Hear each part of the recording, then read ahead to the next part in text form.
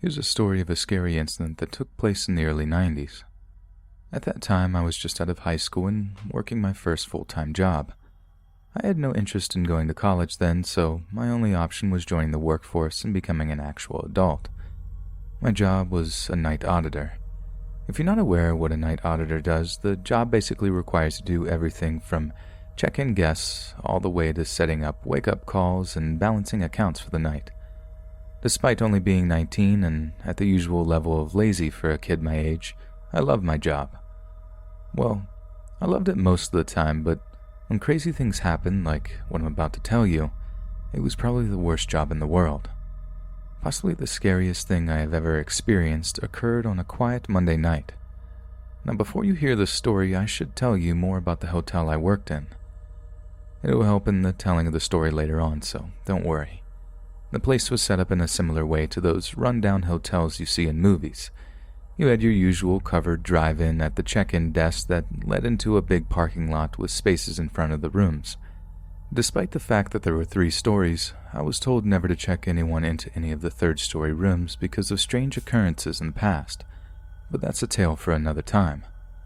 Although I may make the place sound massive, in truth I could see every room from the desk.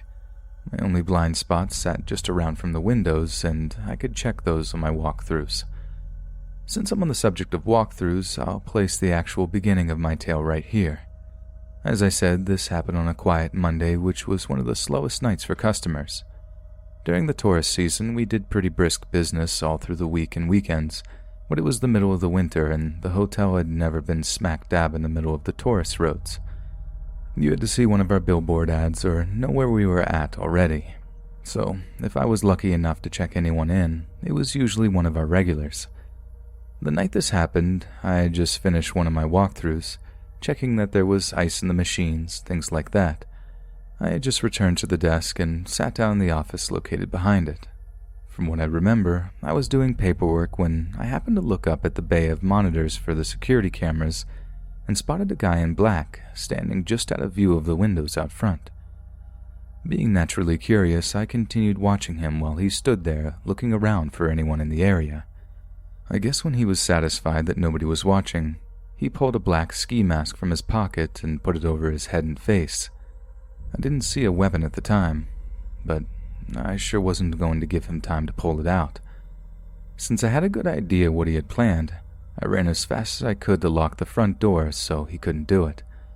I could see him through the windows as we both ran for the doors, but I got to them first and turned the deadbolt just before his hand touched the handle.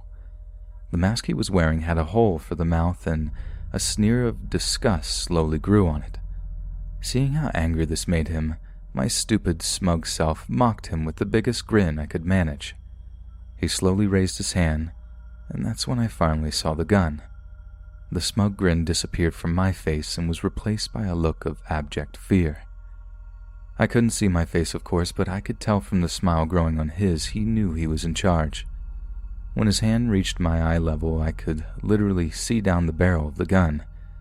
As he pulled back the hammer, the cylinder turned and clicked.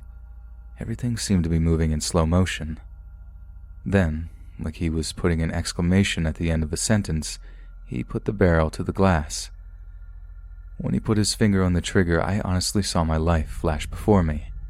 It hadn't been a long one, and it was about to end. That's about the time I peed myself. I'm not gonna lie, it happened. For a second, I considered trying to make a break for it, but when I attempted to move, I was frozen stiff.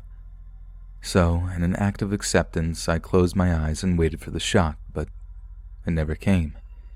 I have no idea how long I stood there, but when I finally got the courage to open my eyes, he was gone. I could feel my knees about to buckle, and a queasiness filled my stomach. There was a row of chairs next to me, and I managed to sit down before I collapsed. As I sat there, crouched over with my head between my knees, fighting the urge to vomit, I tried to figure out why I wasn't dead. Did he take pity on me? Did he not have the guts? Really, I didn't care.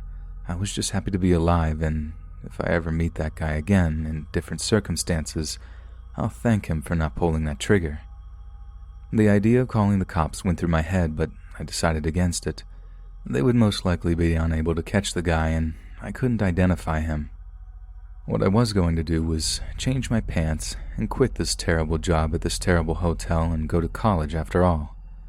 I finished out the night and quit the next morning. I told my boss about the attempted holdup and the guy with the mask, just out of courtesy in case he decided to come back, and that was it. I enrolled at a local community college that spring. After my 2 years there, I moved on to a large Californian university where I eventually earned my MBA and went on to work at various corporations around Southern California and Nevada. I'm finally working for myself as a consultant and employ several others. Despite the overwhelming fear I felt that night, the incident ultimately turned out to be the wake-up call I needed to get my life in the right direction. I had spent so long in school I was in no hurry to move on to another. Besides, I'd witnessed the success of some of my friends were having without going to college, and I'd convinced myself it had nothing to offer me. However, I learned that night a lesson I'd like to pass on to young people just out of school. If you truly believe college is not for you, don't go. But you owe it to yourself to be very sure. Because if your life turns out to be different than you had hoped, you could end up like either one of those men, staring at each other through those glass doors, all those years ago.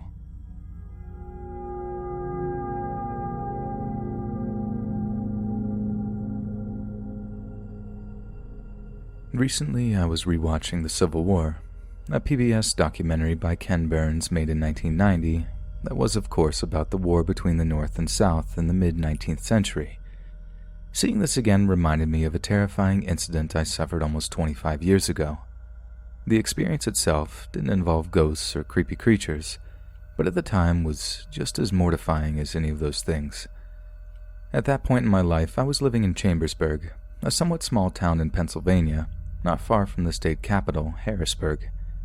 I was visiting several towns and cities in South Carolina and Georgia to do research for a new historical novel I was writing, set during the Civil War. My trip was moving into its second week after I took a longer than expected stop-off in South Carolina to visit a former sorority sister. Once I had gotten back on track, my work was moving at a quick clip, and because of that, I hoped to make it back home by the end of the month like I'd planned.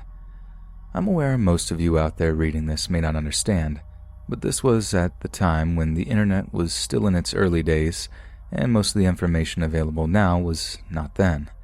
If you needed to compile a large amount of information about a certain area or event, you had to go to the place and pore over their records. Of course you could, and still can, find some facts from books, but any book could only provide so much information.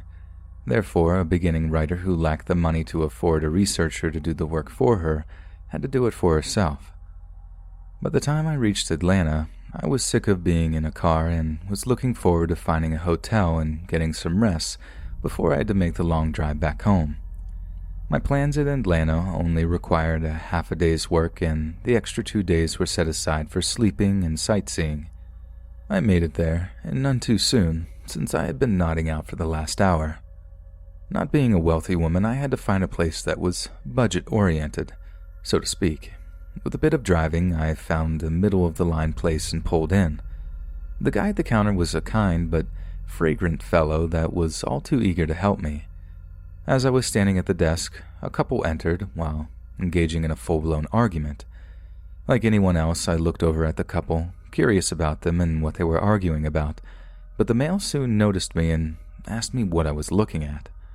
All I could manage was a shrug, since I was a tad surprised at his reaction. "Mind your own business or I'll black your eye."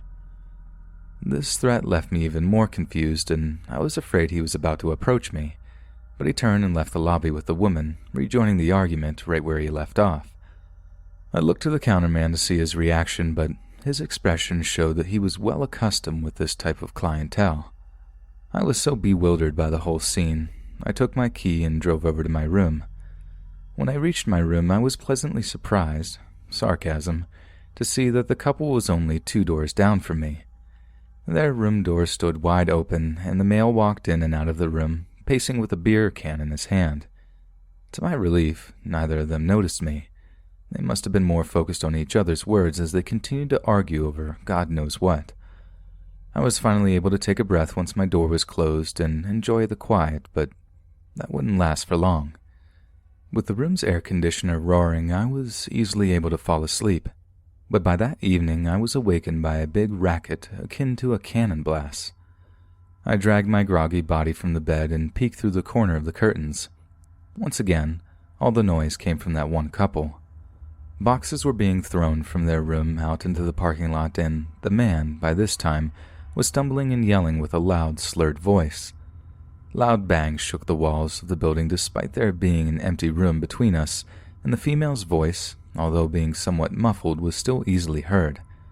Not being a person that liked confrontation, especially after what had happened earlier, I tried to ignore them and drown out the noise with the television. But after 30 minutes of it, I called the front desk. My hope was he could convince them to quiet down a little since he'd appeared to know them. I asked him not to mention who had made the complaint, and he promised he would not, but once I thought about it, it'd be pretty obvious it was me. Going back to my TV viewing, I waited to see if my call would make any difference. At first, it seemed to have worked. The chaos had stopped, and I could no longer hear anything at all. Relieved, I let out a sigh and leaned back on the headboard to relax. That was when the knock came. At first, it seemed like a bad idea to answer it, but once I had a second to think about it, I considered the possibility that they wanted to apologize for bothering me, and that's why I ultimately did. Naturally, this was the worst idea I could have had. When I opened the door, I had on my disarmingly charming smile. But the man wasn't there to apologize, and the smile quickly melted from my face. "Look here, you uppity Yankee. If you make one more complaint, I'm going to kick your backside all the way back across the Mason-Dixon line." When he said this, big gobs of spit flew all over me, and his choice of words were in no way as nice as what I've written here. His words made it sound like the last 130 years hadn't occurred. I couldn't believe there were people in the South that still sounded like this. Although I was certainly scared to death, especially since I was a lone female so far away from home, a small part of me was entranced by this man's words. However, I was far more scared and had no idea how to react. My silence seemed to make him angrier, and his face grew redder and redder. That was when I said the only thing that I thought may make him go away. "Look, mister, if you don't leave me alone this second, I'm going to call the police." For a moment, I thought this had worked, but it only seemed to escalate the problem. He lunged forward into my doorway, and we struggled for a second until I managed to close and lock the door. The police showed up fairly quickly and took down my statement, including his words earlier in the day. Considering he was very intoxicated, they decided to book him with public intoxication and took him into custody. This whole time, his girlfriend sat strangely quiet and did nothing, but once the cops left, I saw why. "You dirty Yankee tramp, I'm calling my brother up here and they're going to take turns tearing you up." She left the door open so I could hear her make the phone call. Whether she was serious or not, I certainly wasn't going to take the chance. I had had enough of these two hillbillies and their threats, so I quickly packed up the few things I had out and hopped into my car. I drove around until I found a far nicer hotel and checked in. Despite the fact that it was going to cost me much more than the previous place, I felt that my safety was worth it. Thanks to the run-ins I had with a hee-haw couple, I decided to complete my work and make the drive back, straight through. It proved to be rather difficult, but thanks to many cups of coffee, I managed to make it home 2 days early. And that, ladies and gentlemen, was the last time I was in the South. Now, before the comments come in saying that not all Southerners are like that, I want to assure y'all that I'm very aware of that, and in fact, many of my colleagues are Southerners and they were fine people. With the advent of the internet and interconnectedness of the world, I have had no need to take any further research trips, but if a particular event requires my attendance and it happens to be in one of those great states, I'll most likely go. With that being said, if ever in my life I am required to visit the fine city of Atlanta, crazy man and bloodthirsty woman, let's never meet again.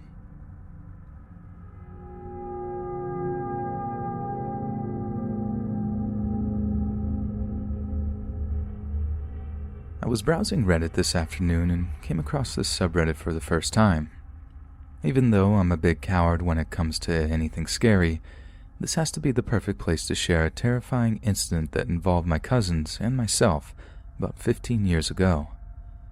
At the time this happened, I was approaching my 16th birthday. My family had a big reunion every year in Southern California. Since I hadn't attended since I was little, my parents thought it would be a fun way to spend my summer break. It would also be a great opportunity to get to know my cousins. There was 3 of them, and they were all girls around my age. After I thought about it, it sounded fun, so I agreed and flew out the next month to Los Angeles. The reunion was held at the same hotel we were all staying in. When I arrived there, I was met by my cousins, Jennifer, Belinda, and Stormy. It was amazing how much alike we all looked. We all had long blonde hair and blue eyes, not to mention our facial similarities, but it made sense since our dads were brothers. The biggest difference was how tan they were. Since I had been inside all winter in Minnesota, they were much darker than me. My uncle and dad decided to let us stay in one room together. It was a big fancy bridal suite. When we saw the room, we came up with this joke that we were sisters and we were staying in the hotel together for my bachelorette party. I was chosen as the bachelorette because I was the oldest and looked a little different, like an older sister often does. We spent the rest of the day at the pool and talking to guys. Stormy, who was only 14, managed to trick a 25-year-old guy into thinking she was 19 and gave her his number. We were having so much fun, we stayed up until about 4 talking and laughing. In the morning, which was about noon for most of us, we ordered breakfast and then headed for the pool again. Our day turned out to be even more fun than the one before it. This time, Stormy got a pair of twins to buy her lunch.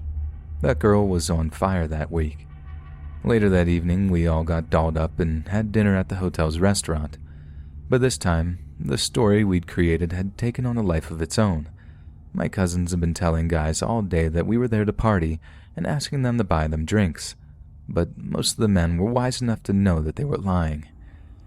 After dinner, we joined this cute pair of older guys that were sitting in the lobby. When they noticed us leaving the restaurant, they had asked us to sit with them, and since we had nothing else to do, we did. Once we had sat down, they began asking us our ages and names. Of course, we lied and said we were in our early 20s, and they actually believed us. I couldn't help but giggle a bit. This was the most fun I'd had in years. Jennifer and I didn't say much. We left that to Belinda and Stormy. At one point, Stormy invited them up to our room, but I had to take her aside and remind her that her dad was staying in the room next to ours and would surely not like it. I didn't want to be a stick in the mud, but I wasn't comfortable with having 2 strange men who looked to be like 30 or something in our room. At the point it was approaching midnight, I told the 2 younger girls it was time to go back to our room, and they argued at first. But once Jennifer backed me up, they gave in. We told the guys to meet us at the pool around 11 a.m. and we get lunch together. Then we went back upstairs to our room. We stayed up talking about the 2 men and what we were planning on doing when we saw them. That lasted until about 2 a.m. when we decided to go to bed. The lights had just been turned off in the room when we all heard the doorknob start jiggling very fast, like somebody was trying to get in. At first, I thought it was my mind tricking me, but once it started again, I got scared. I asked the other girls if they were also hearing it, and they said yes. Without thinking, Belinda jumped up from her bed and said she would see who it was. I yelled out to her to stop her from opening the door, but it was too late. Jennifer got up and turned on the lights, and I joined her at the end of the hall. When Belinda opened the door, she turned to us and said no one was there, then turned back to the door and stepped out into the hall. That was when we saw a person in a black mask jump out and grab her. As soon as they grabbed her, she began screaming and fighting to get away. By this time, Stormy had joined Jennifer and I. All 3 of us were also screaming and running for the door to help Belinda. When we made it out into the hall, we saw that the person was attempting to drag her to the elevator. Even though she was fighting as hard as she could, she was losing and getting closer to the elevator. Thankfully, my uncle came out of his room to see what was going on and saw Belinda being dragged away. He didn't hesitate to attack the person in the mask. Once he hit them a few times across the head, they dropped her and ran off down the hall. They made it to the stairwell and disappeared. We all ran to her to see if she was okay. She was obviously scared and upset, but thankfully didn't look to be hurt. Once he was sure she was alright, my uncle called hotel security and told them what had just happened, and they called the police. The four of us girls just sat there and held each other and cried. We were all so happy that Belinda was safe. Despite the hotel's attempt at catching the person by locking all the doors, the attacker still managed to get away. When the police arrived, we tried our best to describe the attacker, but since they were wearing all black and a mask, we didn't have much to go on. Belinda was pretty sure it was a man, but that was it. Over the rest of the week, we all spoke to the police several times and repeated what we had been doing the past couple of days. When my uncle heard about our little inside joke about being in town for a bachelor party and how we had been lying to the boys about our ages, he was mad, to say the least. The police told him that one of those boys was most likely the one that had grabbed Belinda. His theory was that they were trying to kidnap one of us to potentially sell us to a trafficker. Since we looked so much alike, it didn't matter which one of us opened the door. He said girls that looked like us were super popular in the rest of the world and that traffickers would pay top dollar for one of us. We were all so scared we spent the rest of the week in our room and refused to answer the door for anyone without a key. As soon as the police said it was okay for me to go home, I took the first flight back to Minnesota. I was still scared of strangers for a long time and had to go to counseling to get over the worst of it. From what my cousins told me later, they did also and found it hard to trust boys that they had just met. Unfortunately, the police were never able to find Belinda's attacker and punish him for what he had done. It had been a long time since this happened, and when we have taken family trips to Disneyland, I've caught myself wondering if one of the men walking around could be the one that tried to kidnap Belinda that night. Then I'd get a shiver down my spine and remember, it could have just as easily been me.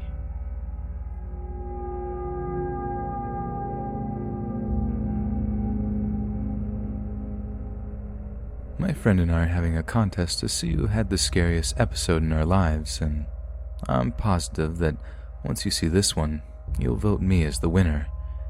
You may have already read the story about the broken window and the guy in the woods, but I assure you, mine will be much scarier. This took place when I was 15 years old, and although I'm 25 now, I'm still not sure of what to think of it. At that time, I was enjoying my life, and it seemed to show in my dreams. Almost every one had a positive theme, at least the ones I remembered. Yes, like any normal person, I had nightmares and still do, but they were either not that bad or I forgot them right away. That was unfortunately about to change, and on a family vacation to the hillbilly heaven of Branson, Missouri. Each year, my family tried to pick a new location to vacation in, and this year was Branson. We had been there once, when I was around 10 or 11, but since then, it had opened up a lot more attractions, especially musical theaters. We had just driven in from Oklahoma City, so everyone in the car was tired. Thankfully, my parents were meticulous planners, so our hotel rooms were ready for us when we arrived. I guess since my brother and I were approaching the age where we could be trusted, we were given our own room. Then again, maybe they wanted to get busy in peace. It didn't matter to us either way. The room was really nice. It even had its own little living area with a TV, and we managed to play Call of Duty for around an hour before we decided we should crash. Just like I figured, our folks had us up at the crack of dawn. It never made sense to me why they would do this. I thought the whole point of vacation was to get some rest and relaxation. Instead, they have us up at 8 a.m. and we'd have to sit around for another 2 hours waiting for them. Once they were finally ready to go, my dad would drive us from place to place like his butt was on fire while yelling at Jeff and I the whole time. We couldn't understand why he was so angry and stressed out. That's probably why I don't go anywhere on my holidays off. It always seemed more relaxing just to sit and chill at home. Anyway, we did the usual touristy things that people do in Branson, riding the ducks and stuff like that. We made it back to our hotel room at about 5 to clean up and go out to dinner. I think my dad had some plan for us to go see the Presleys or some hillbilly crap, but we were saved when my brother got sick during dinner, so the remainder of the evening was spent in our room playing the Wii. Jeff started feeling a bit better by bedtime, so we decided to stay up a little longer playing games. I called it about midnight, and it wasn't long before I was asleep. She came at some point, I'm not sure when. I could tell that I'd been asleep for quite some time because it was so hard to move. Then again, that could have been part of her power. Not until later did I see the clock, but that would only tell me the time then and not when she made her entrance. I wasn't aware of her presence at first, but I was already able to see most of the room. My brother was sprawled out in his bed with the covers half off of him, basically the way he'd always slept. The air conditioner's low roar was there hanging in the room, but much quieter than I'd remembered. I just lay there for a moment, taking in the peacefulness of the overall environment, until I noticed a figure just on the edge of my vision. I tried to turn my head sideways to get a better look, but it wouldn't move. This made me a little concerned, and I still had no reason to get upset. Most of the room was still within my sight. When I switched my eyes to the foot of the bed, hers locked with mine. At first, all I saw was her eyes, but her head seemed to grow larger and out of the darkness until it was nearly all I could see. I could feel the rest of her, climbing slowly in occasional bursts up my bed. This was when I truly began to panic. The battle to move anything was a loss. It was like I had been frozen in a block of ice, but without the cold. Even when I felt her hands touch me, I was unable to shrink away. I so badly wanted to scream, just get one short sound out. The tears ran down my temples. I was sure I was going to die. She continued to crawl up the bed until her face sat a mere few inches from mine. This was the first time I could clearly see how horrible her face was. She resembled your stereotypical old witch with hairy moles on her chin and black crooked teeth. Her breath was the worst mix of rotting flesh and musty air. When she first saw my tears, they seemed to excite her. She began shrieking and laughing, running her filthy claw-like fingers in small circles on my bare chest. My fight to break free from her continued, but it gained me nothing. Her weight on my body was starting to be too much, and I began fighting for air. It became obvious to me that her goal was to suffocate me. I knew I couldn't last long without oxygen, and I would be dead in a matter of seconds. Just as I took in my last breath, I woke up. My body took over from there, grasping at any air it could get. Basically, I was hyperventilating. Within a minute or so, I was finally getting control of my breathing and was able to realize what was going on. I stayed laying there on my back for a minute, maybe to reassure myself I was still alive, and very happy to be so. Slowly sitting up, I looked at my body for any scratches or marks, but none were there.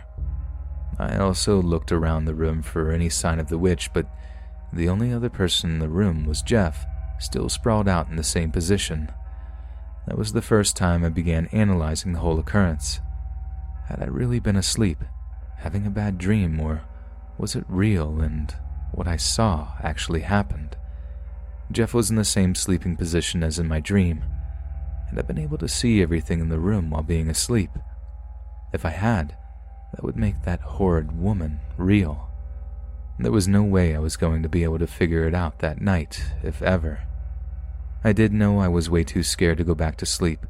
The alarm clock on the side table said it was 4:35 a.m.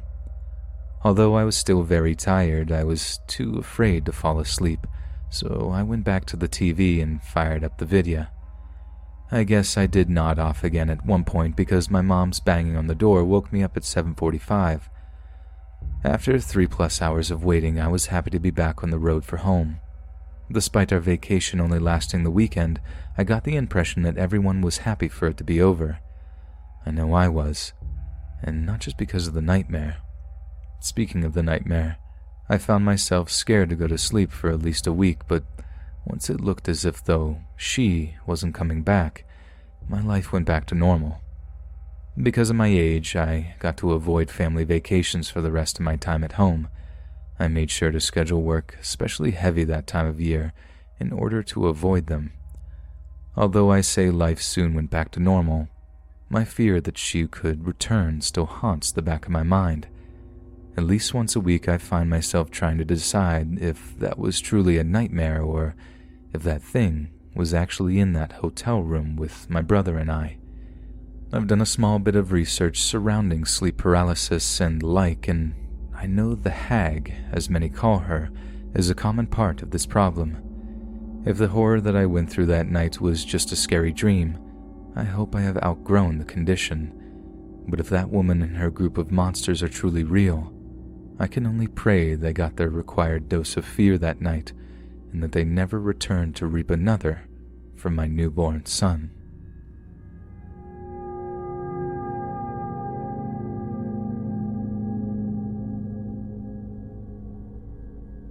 My daughter is a subscriber, or whatever you call them, to this forum, and she's told me that this would be the perfect place to tell the story of a near-death experience I had roughly 5 years ago. She'd been prodding me for quite some time to write it down, so here you go. First, I'm going to lay down some brief information to make things that come later in the story make more sense to the readers. At this time, our family, which includes my husband, my daughter, the one that is a member here, and myself, were living in El Paso, and I received a phone call from an old friend in Houston. Her news for me was sad, to say the least. She had been diagnosed with breast cancer, and she was wondering if I was free to come down and help her through the treatment until her husband returned from his work assignment overseas. He wouldn't be able to return home for at least a couple of more weeks, and she had no one in the area that she could trust to help her. Being one of her oldest friends, I agreed right away and began packing that night after dinner. Since I'm terrified of flying, my only option to get there was by car. My hope was that I could make the roughly 10.5-hour drive without stopping. I wanted to get to Houston as quickly as possible because her surgery was scheduled for early Monday morning and I would be leaving Saturday morning. Theoretically, it would be no problem getting there by late Saturday, but I wanted to figure in the possibility that I'd have to stop and sleep somewhere in that 10+ hours. Anyone who is to make that drive would know it is very exhausting, especially when you're alone. I was out the door and on the road by 7 a.m. My car had a full tank of gas and I had a cup of coffee. So other than stopping to take restroom breaks, a time I could go also grab snacks, I shouldn't need to stop. Even better, as far as I could remember, I'd be able to follow I-10 all the way there. Things were looking good. Nothing interesting really happened on the drive, other than seeing a few wrecks. That may have been why it proved to be so tiring. I only stopped once during the initial 3 hours, and that was just to relieve myself. However, after stopping to take a restroom break and eat a Subway sandwich at around 12:45, I noticed after I'd driven another 30 minutes or so, I was getting very tired. I knew I only had about 4 or so hours left, so I decided to try to power through it. The longer I drove, the harder it was to stay awake. At one point, I came very near to running off the road, but I woke up just in time to avoid it. Now I was scared. I chose to stop in San Antonio and get a hotel room to grab a few hours of sleep. I knew I was only a few hours from Houston, but I was making good time, so it was no big deal if I stopped. I'd feel better when I woke up, so I pulled off the interstate and stopped at the first hotel I saw. The area looked to be safe, so I left my bags in the back seat when I went in my room. I was out almost as soon as my head hit the pillow. When my eyes opened again, it was 10 p.m. and I felt far better than I had 7+ hours before. Since I had the room, I decided to take a shower before I hit the road. On the trip out to my car to get some toiletries, I noticed a man walking toward me, but considering he was still a good 50 yards away, I didn't care. I don't know why I should have. He was most likely heading to his room. I wasn't the only person staying here after all. Once I'd showered and was getting dressed, I began hearing the voice of 2 men outside my room. Initially they spoke with a regular volume, but the discussion quickly escalated to yelling. Since they obviously couldn't see me, I continued dressing and attempting to hear what they were arguing about. One man's voice sounded like he was walking away, but he was by no means shutting up. It appeared the fight had ended, so I walked around the corner and into the bathroom to brush my teeth. I turned on the faucet, and that was about the time the gunshots started. It sounded as if though the Battle of the OK Corral was going on outside. Not sure what to do, I laid down in the tub. My theory was that the bullets may be stopped by the metal the tub was made of. I'm not sure if it would work in practice, but I lacked the necessary time to deeply analyze it. The shooting lasted less than 30 seconds. Despite that, I stayed in the tub for another minute or so, just to be safe.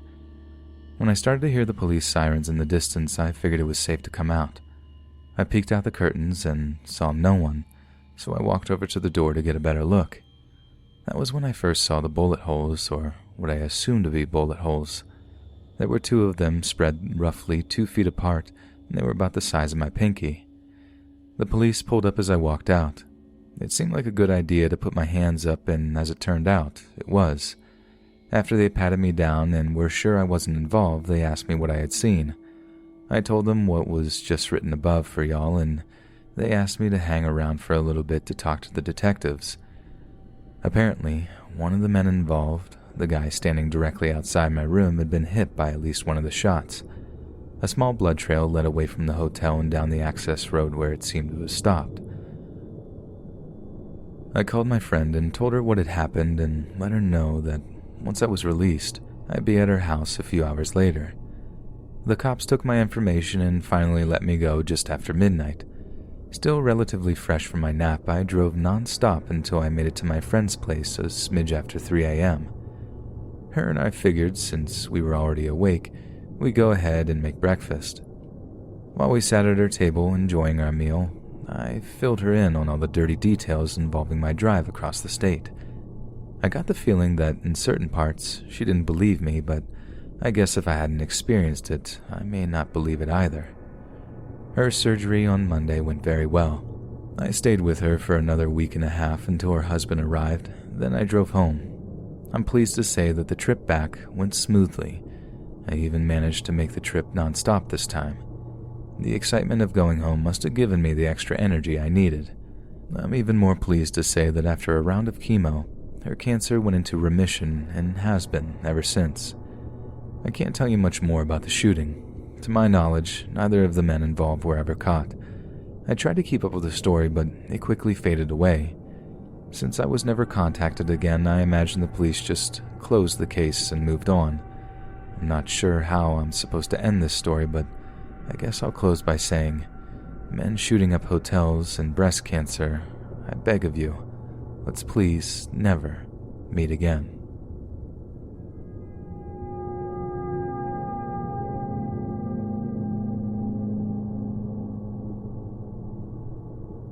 I'm employed at a Los Angeles area hotel that was recently the scene of one of the strangest freak accidents I've ever heard of. When I say recently, I may mean as soon as yesterday, or as long as 5 years ago.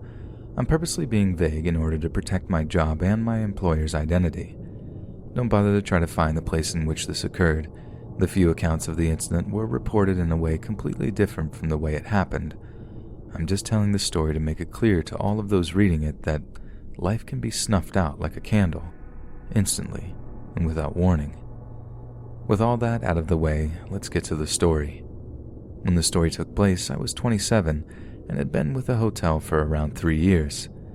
I'd started as your run-of-the-mill bellboy, but when the opportunity to fill in at the desk came up, I took it. Then a few weeks later, when a permanent job at the desk became available, the managers gave it to me. My managers and myself could tell right off that I was much more suited to desk work. While I had always done my job to the best of my ability, I enjoyed helping people and solving their problems, far more than humping their baggage up and down stairs.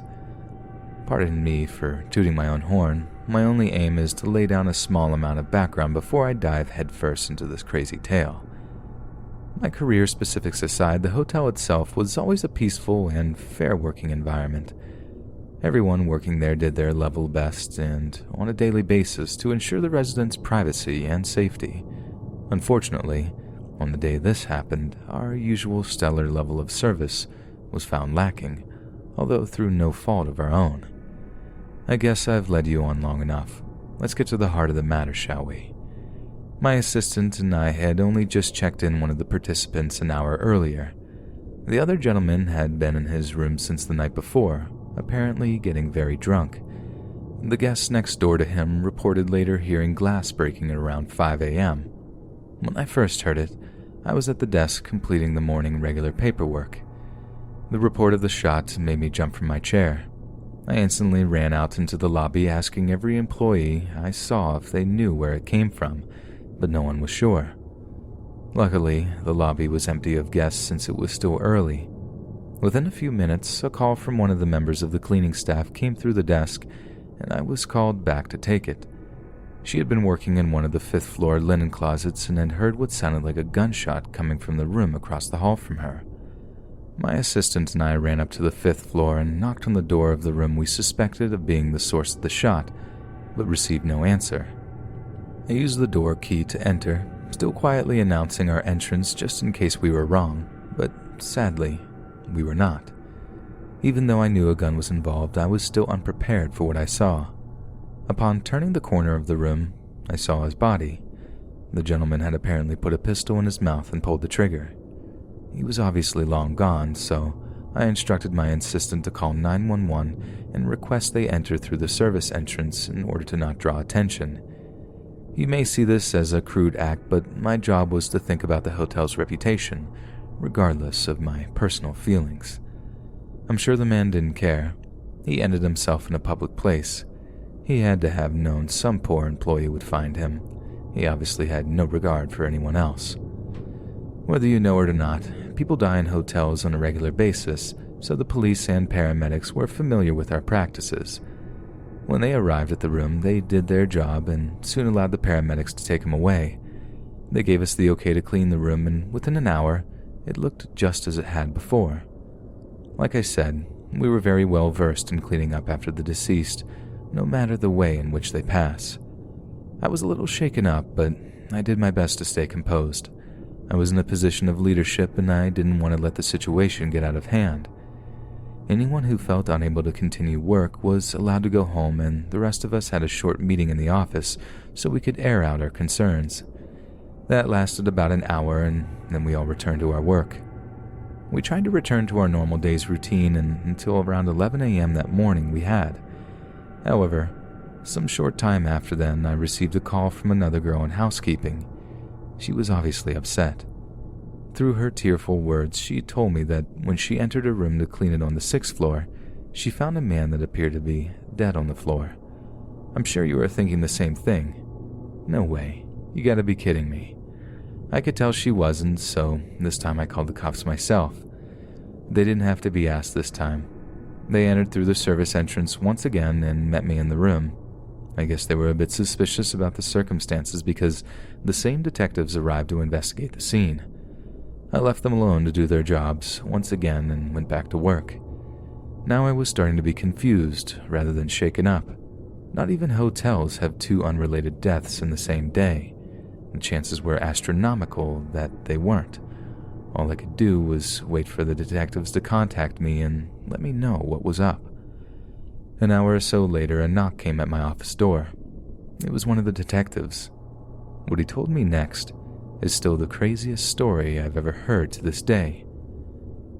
From what we could tell, the bullet from what occurred this morning on the 5th floor went through the guy's head, through the wall, and diagonally up the floor of this guy's room and hit him in the heart. We were unable to find it this morning, figured it was just stuck in the floor somewhere. He was dead in under a minute. Poor guy never saw it coming. That's probably why he had such a surprised look on his face. Believe it or not, this isn't the first case I've had like this. Sad thing, but it just serves to remind us that life is a precious thing and can be ended in a flash. I'm always sure to tell my wife I love her every day I leave for work, even if we just had a fight. That was it. He said bye and went back to work. My mouth was stuck open. I really thought I'd heard it all growing up in LA, but I've been proven wrong. I felt sorry for both of the poor dudes, but the second guy was just minding his own business, not hurting anyone. It turned out that he was in town to attend his mother's funeral. Now his family would have 2 funerals to attend.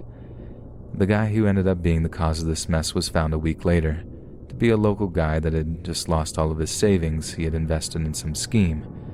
The note that the officers found in his body stated that he had done this in the hotel so his children wouldn't possibly find him. I can respect him for that, but he didn't bother to think about us. the lowly hotel staff that would have to see his brains sprayed all over the wall. I realized I sound mean, but I still see that guy all the time in my dreams, and it's not cool, believe me. Like I said at the beginning, I posted this story to remind the readers of this sub that we could die at any time, at 6 or 60, from flu or stray bullet. Life has no guarantees or promises. Please remember this. I was recently reminded of something the detective told me. I'm always sure to tell my wife I love her every time I leave for work, even if we just had a fight. Since I first remembered that sentiment, I made sure to do the same with my wife. If there is someone special in your life, perhaps you may want to try it. It truly can't hurt. Expressing your love never can.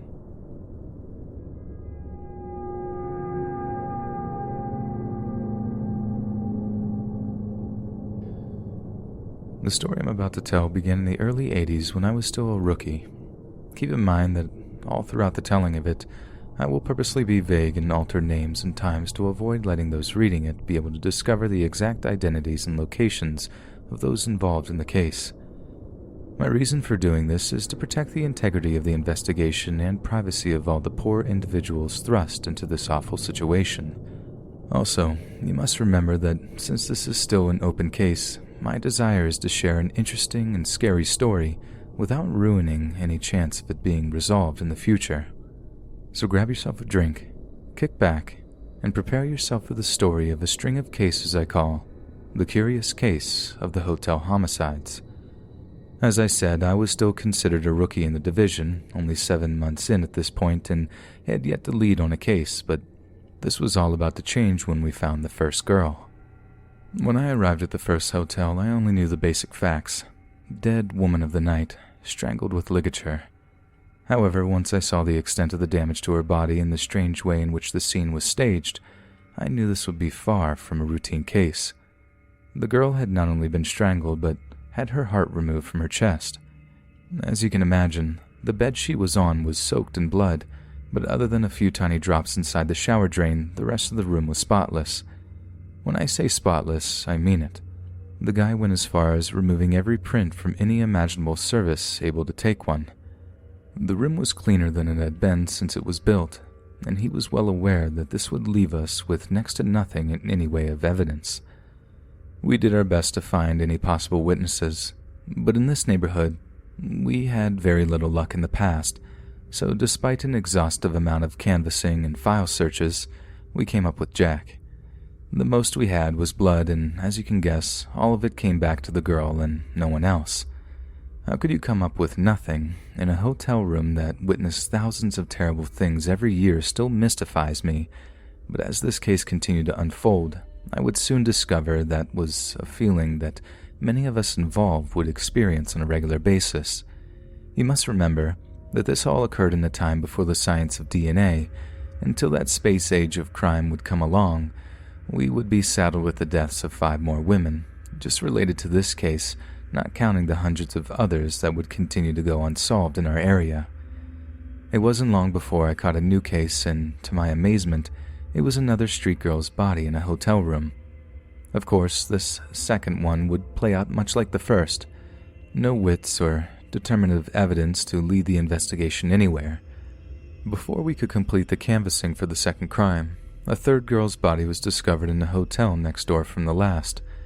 The nerve of this guy was beyond any other I'd ever come across, whether it was during my time on patrol or the short time I'd been on homicide. I want to make it clear that crimes rarely work the way they do on TV shows.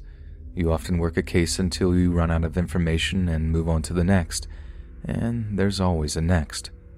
While working that case, you still have the hope more info will pop up on the last one, but more often than not, it never does.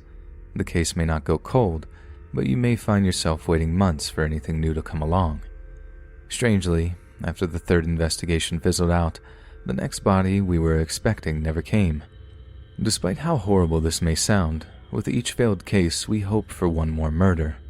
Each time this scumbag took another girl's life, it gave us another chance to find the one piece of evidence it would take to put him in the chair. We feared our last opportunity had passed us by. Without any new information coming in for over a year, the small group of detectives put together to wade through the lists of possible suspects and profiles sent in from the FBI and surrounding counties was disbanded, and the detectives involved, including myself, were put on to new cases. Almost as if he was waiting, about a month later, he struck again. This murder was relatively the same, but this time, instead of wiping the scene clean, he appeared to have worn gloves. Smudges showed up in multiple locations, but none of the remaining prints could be attributed to any of our suspects, and the ones we did match proved to belong to no one of interest. It may have helped us in later years, when DNA testing became available, to run tests on the little bit of non-victim hairs we had found on the victims' bodies and at the scenes, but these hairs, like most of the little amount of evidence we had compiled in the cases, were lost somehow. In future cases, I was sure to go by the old adage, don't put all your eggs in one basket, to help avoid this type of garbage ever happening again. In addition to our small amount of physical evidence, we had a few local psychiatrists and even the feds create some type of rough psychological sketch of the type of guy we were looking for. But like I've said several times before, the science that makes crime solving so much easier today still sat a mere few years beyond us, and that even applied to the world-famous FBI Behavioral Science Unit. The last two murders were much more spread out than the prior ones. It seemed to us almost as if though he was losing his love for it. The crimes themselves were even less violent. He was kind enough to allow the girls to keep their hearts, and the scenes lacked the bloodlust that they had in the past. Once again, this guy's actions had us shaking our heads. The overwhelming majority of your serial offenders' crimes gradually escalate in ferocity and frequency. Despite the seeming de-escalation in the violent aspect of the murders, he was still very fastidious in his organization, whether it was by avoiding leaving prints or making sure to leave the location of the crime clean and blood-free. To avoid standing out in public, he still had no desire to get caught.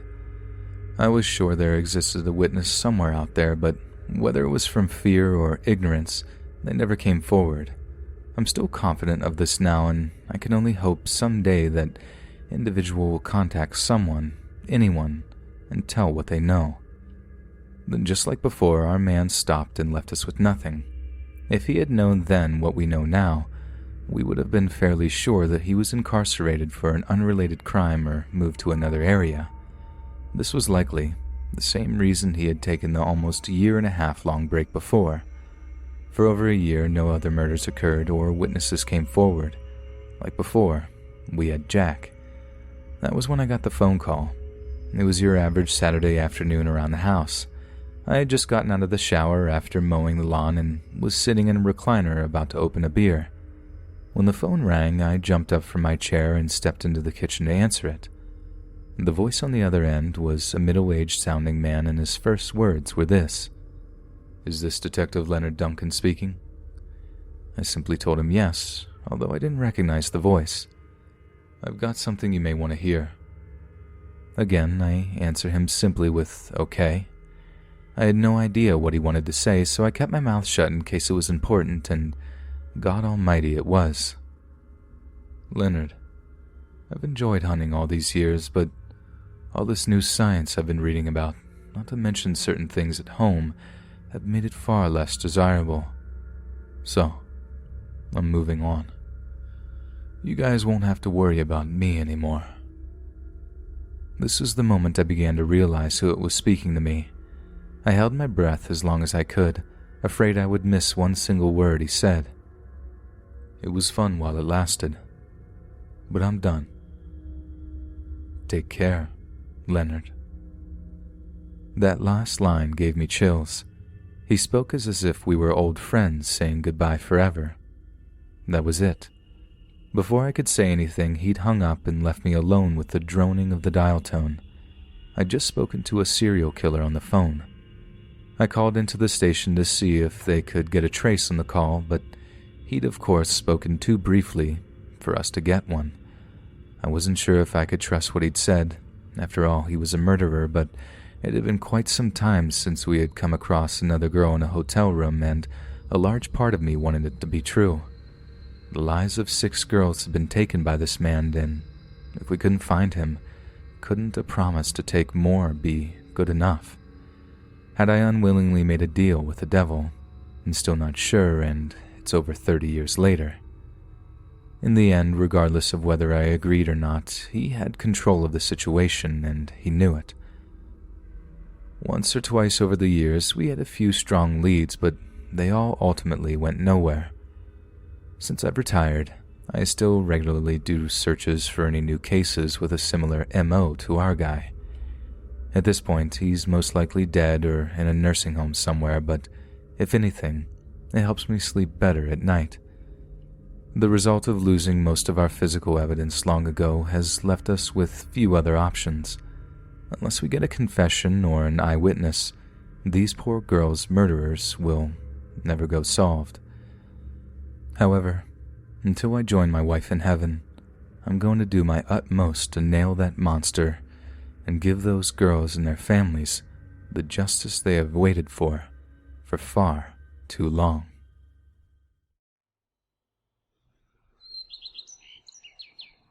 The Let's Read podcast is brought to you by Wix, your one-stop shop when creating your very own custom website for your business or interests. I've been wanting to create a website for my podcast and YouTube channel for some time, where I can aggregate all of my utilities in one website, and Wix is helping me accomplish this. As I'm developing my website, some of the coolest features of the site include the most technologically advanced website building platform available, in that Wix Code is creation without limits. You can build a professional website any way you want, use sophisticated technology to build advanced web applications, build robust websites and web apps, set up databases and content-rich sites without coding, collect and store content and user info, use Wix Code APIs and JavaScript to control your site's functionality, no HTML or CSS necessary, create dynamic pages, set up a single design style, create hundreds of pages, and update content in a click. Easily create application forms, quizzes, review sections, and more. Used to collect user info. Everything is SEO compatible, which is amazing. Start with a blank slate and design your website in any layout you want. Push the limits of web design. Built to look beautiful, intuitive to use. Advanced features to look stunning. Set the image quality and sharpness of your photos. You have a true sense of freedom in that you can create your design to your lifestyle. Add advanced design features like video backgrounds, image galleries. This powerful all-in-one platform includes unlimited fonts, design effects, HD videos, grids and layouts, code capabilities, and media galleries. Get an all-in-one business solution to grow your online presence. As millions of businesses begin to use Wix to create their websites, you can instantly connect your customers, manage all interactions in one place, use advanced business features, automate your work, boost productivity, built-in task management and reminder tools, manage your workflow and meet your deadlines. Add chat to send real-time messages, build customer relationships, create and send pricing options to users, start taking payments online, and set up multiple payment options. Use advanced design features to tell your story online. Build your site with artificial intelligence that actually kind of pulls together all the particular things you have in your different social media websites, such as my example would be YouTube and Twitter and Instagram, and it kind of pulls it all together to create a very customized website specific to you, which has been incredibly helpful so far when getting started. Get complete personalization of your site, use actionable analytics to solve, any sort of IT problems you have, voice recognition capabilities, and chatbots, which is pretty amazing. Now, all of this is something that I'm in the process of building and learning as I go along with Wix, which is amazing because they're really making it incredibly easy. Now, if this sounds like something that you would be interested in getting involved in, you can get started now by going to Wix.com. That's Wix.com/podcast to get 10% off. Wix.com/podcast.